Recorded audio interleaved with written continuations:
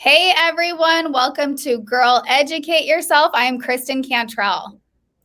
I'm Angela Fazio, and I am so excited to introduce to you Sharane Dorrah. Her story is going to absolutely blow your mind. It's so full of hope. She's going to tell you about how she overcame seemingly impossible circumstances into victory. Sharane, welcome and introduce yourself. Hi, ladies. Thank you so much for having me. This is fun. I love these kinds of things. They're super exciting. My name is Sharane. I guess we always talk about what we did. That's how we introduce ourselves. So I am a 20-year real estate veteran. I started out as a brand new agent, quickly built myself to a top 7% Coldwell banker back in the day. That was the one agent on the planet. And then very shortly after I got into the investing world, simultaneously. So wore both hats and life was good. I thought I had it figured out. I was rocking and rolling, and then I got thrown a big fat curveball. So I guess I'm going to talk about that a little bit today and how I worked through that. Today I am back in the scene again full time, and my passions are really around real estate investing for myself, teaching women in particular and agents, women, how to build wealth and security through real estate. And then lastly, to really understand how important our foundation of our health, our well-being, and our connections with other people are, because without those, it's all for naught. And I learned that the hard way. So this is kind of my give back after coming through that. So that's me. Do you want me to jump? I want you to jump into your story. Wait till you guys hear this. It's incredible. Okay, so this was 10 years ago, and we were coming out of the great housing crisis that we all survived one way or another. And I was having a lot of weird pains. I had a lot of back pains and migraines and just different things. And I chalked it up to stress. And that was going on for a while. And then one day I was driving down the road, and literally my face went numb. The world started spinning. My arms were tingling, and I thought I was having a heart attack or a stroke or something. I was in the middle of nowhere between Tucson and Phoenix, driving back from Tucson. And I got somebody on the phone and said, stay on the phone with me. I'm by Picacho Peak. I got to get to the ER. And I got there, and they ran all the tests, and everything was fine. I knew something was not fine. So from then to 6 months later, I was completely incapacitated. I was having a hard time driving. I couldn't put a sentence together. I had over 50 symptoms, rashes all over my body. My face was Bell's palsy. I mean, I was a mess. And so I called my partner at the time and said, hey, I don't know if and when I'm coming back. Pack up my stuff, and I'll see you when I see you. And that became a very long, many-year journey where 2 years I spent going from doctor to doctor, trying to figure out what the heck was wrong with me. We couldn't figure it out. In that time, I developed a brain tumor. And I was on my way to Europe as kind of a medical mystery case. I was doing IVs almost every day to keep me alive. We knew I had an infection. Of course, I'm paying for all this out of pocket because insurance didn't cover it. So tens and thousands of dollars a month. And finally, at my final 11th hour, when my will was made out, I had made peace that I may not make it. I got a diagnosis that I had chronic Lyme disease, and it had totally just wrecked my body and had caused all these other things. So what do you do, right? Like, this is scary. There's no known course of treatment. I went to one meetup that was kind of a survivor's Lyme disease meetup, heard everybody's stories and heard what they did, and was like, they're still sick. I'm not doing that. So I took the path less traveled. It was uncharted, and decided that I was going to find a way, and I was going to overcome this, and I didn't know how, and I didn't know why, but I was going to make it happen. And so I'm here today to say that I now sting myself with live bees. That was the last thing, but I've done every treatment. Wait, say that again. Say that again. Live bee venom therapy. It is a thing. It is being studied by some top institutions on the planet. So it's not just me sitting in a teepee being a weirdo. This is scientific. This is real. But I took a chance on it because when I started this a couple of years, it was starting to be real, but it wasn't as real as it was. So, yeah, and you have like a legit bee dealer. Like a Yeah, drug I'm a weed dealer. I have a company out of California that ships me live bees once a week. I wish I had them here. I'd show you guys. I didn't know this is where we were going to go, but they come in a container. They live in a bee box, a bee condo, and I call them the bee penthouse. And 3 times a week, I pull them out and I sting myself on my spine. And that venom actually works as an antiviral, antibacterial.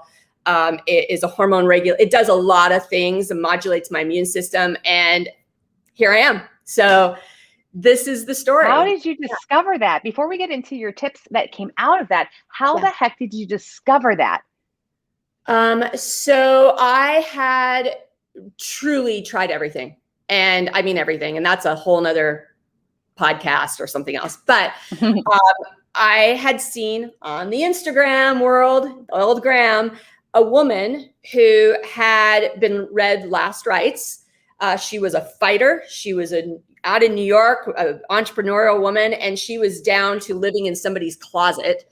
And we had kind of connected through the Lyme disease world. She had lost everything. And she had been told about this therapy, tried it, thought it was kind of woo-woo, didn't really see the science in it. She's a real science-driven girl. And at the time, there wasn't a lot of data yet.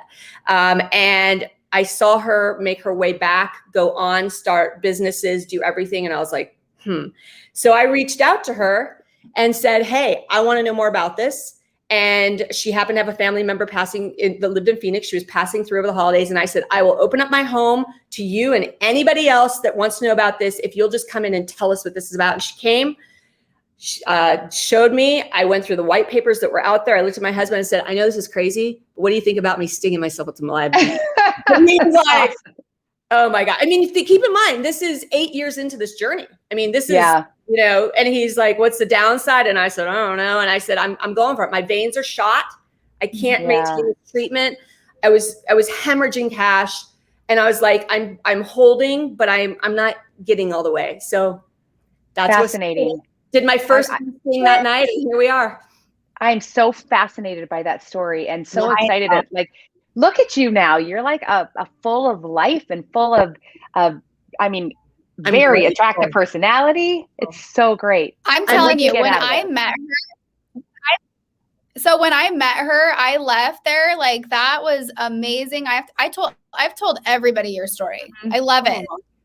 Good. Well, I hope it helps somebody. I mean, you just know the butterfly effect is real, and it's by somebody saying something to somebody. I get calls from all over the planet, and it's like my brother was talking to this girl who they heard your story. I found your name. I mean, Sharane, I better be a nice human, otherwise it's going to get out quick. And you just never know. So I'm all about hope. Oh, you're full of it. I can see it. Yeah. So tell the audience the 3 best tips that you got out of this crazy experience. Yes. Yeah. So what I learned, and I will share a book. I was, it's not all sunshine and rainbows.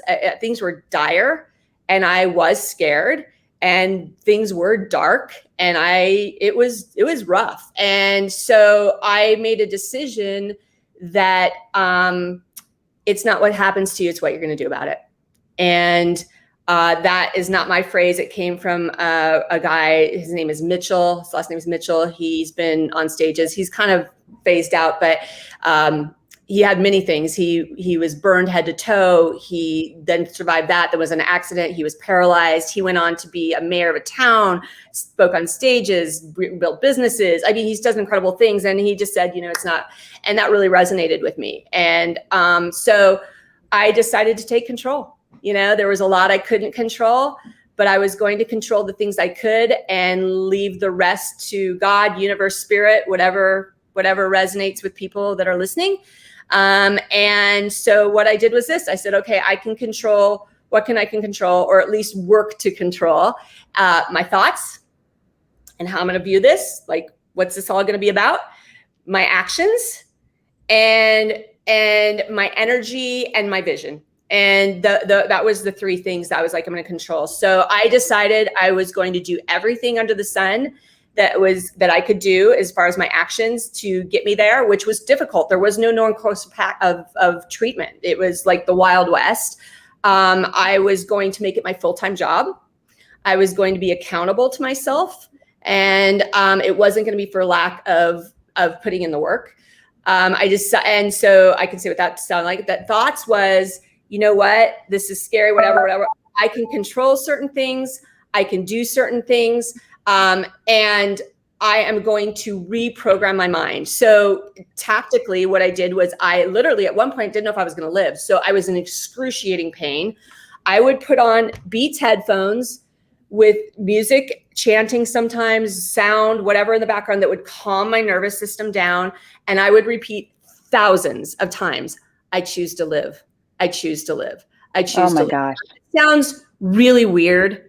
No, it does not. There wasn't a whole lot else for me to do during long stretches of time. I was literally bedbound. I just did it. And I was like, I am programming my body and my mind and my cells.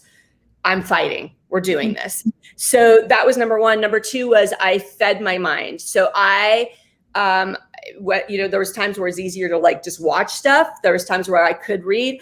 I literally, any story of miraculous healing that was out there, anybody who had overcome odds, anything that was like that, I was listening to it. I was reading it. I was researching it. I was like, if they can do it, I can do it. The same, energy that flows through them, the same genes that are in their body, the same God or universe or spirit that's above, we're the same, no matter who they are and where they are.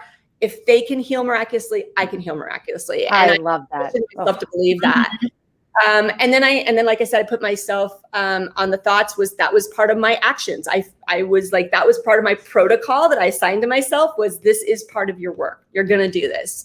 And then I got a vision, and I thought, you know what? I'm going to take this horrible thing, and it's not going to be for nothing.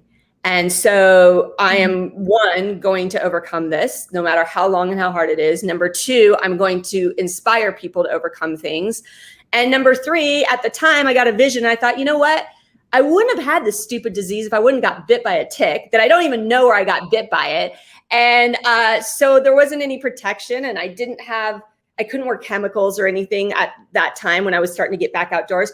So I decided to raise awareness, and I created a clothing line from my bed. I was like, you know what? I'm going to create a Lululemon meets the best technology on the planet.